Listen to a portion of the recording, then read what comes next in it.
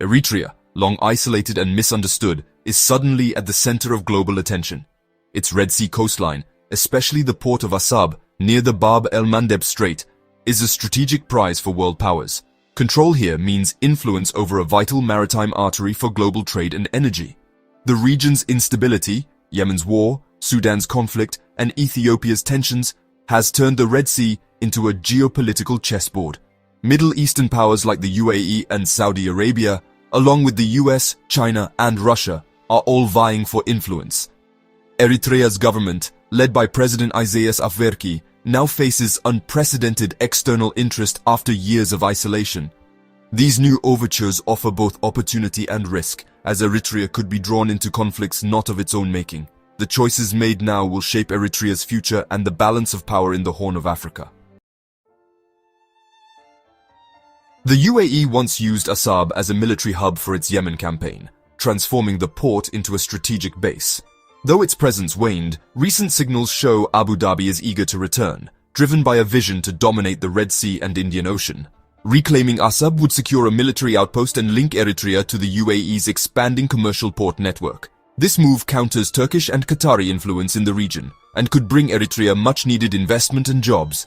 However, a UAE-Eritrea alliance would alarm Ethiopia, which craves sea access and threaten Djibouti's dominance as a regional port.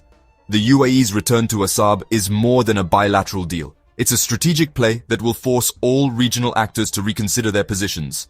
For Eritrea, Emirati investment could be a lifeline, but it also risks deepening regional rivalries. The stakes for control and influence in Assab have never been higher. US-Eritrea relations have long been defined by mistrust and sanctions, with Washington viewing Asmara as destabilizing. But as China and Russia deepen ties with Eritrea, the US is rethinking its approach. Recent high-level talks signal a pragmatic shift. Washington wants to prevent Eritrea from becoming a permanent outpost for its rivals. For Eritrea, engagement with the US could mean sanctions relief and access to global finance. Yet, the US will demand reforms on human rights, political prisoners, and national service that challenge the regime's core. The talks are tentative, not a breakthrough, but they mark a significant change in tone. Eritrea faces a choice: maintain its pariah status or cautiously explore a new relationship with the world's superpower. The outcome will depend on whether either side is willing to compromise. For now, both are simply testing the waters. The UAE and US both want Eritrea, but their strategies couldn't be more different. The UAE offers direct investment and security partnerships, seeking control of Assab for immediate military and commercial gain.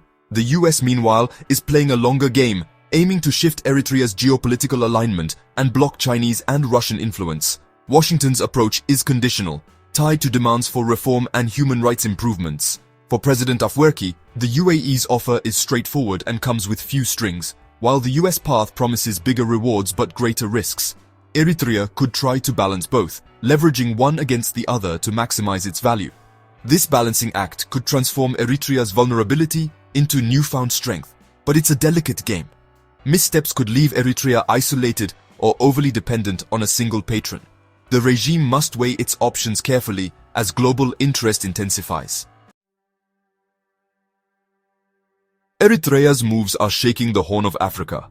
Ethiopia, desperate for sea access, sees any Eritrean alliance with the UAE or US as a threat to its ambitions. Djibouti fears losing its monopoly as Ethiopia's gateway, while Sudan's military is deepening ties with Eritrea to counter Ethiopia. Egypt quietly supports Eritrea, hoping to weaken Ethiopia in their Nile dispute. Every handshake and port deal in Eritrea sends shockwaves through the region, forcing neighbors to rethink alliances. The risk-rising competition could spill into open conflict, especially with Ethiopia's port ambitions and Sudan's war.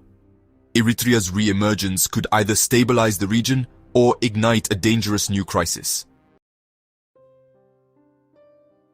Beneath the geopolitical drama, Eritrea faces deep internal challenges. Decades of authoritarian rule have left the economy stagnant and youth disillusioned, with many fleeing indefinite national service. The regime's grip on power relies on repression and a vast security apparatus, leaving no room for dissent or debate. Foreign partners like the UAE and US will expect some transparency and reform, clashing with the government's instinct for control. Opening up could bring investment and new ideas, but also risks destabilizing the regime's hold.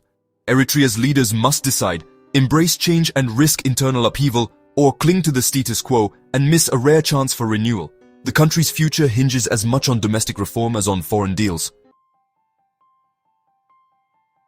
Eritrea stands at a crossroads, its isolation giving way to new opportunities and dangers. The Red Sea coast is now a coveted prize, drawing in global and regional powers. The UAE and US offer different paths, rapid investment or gradual reintegration, each with its own risks.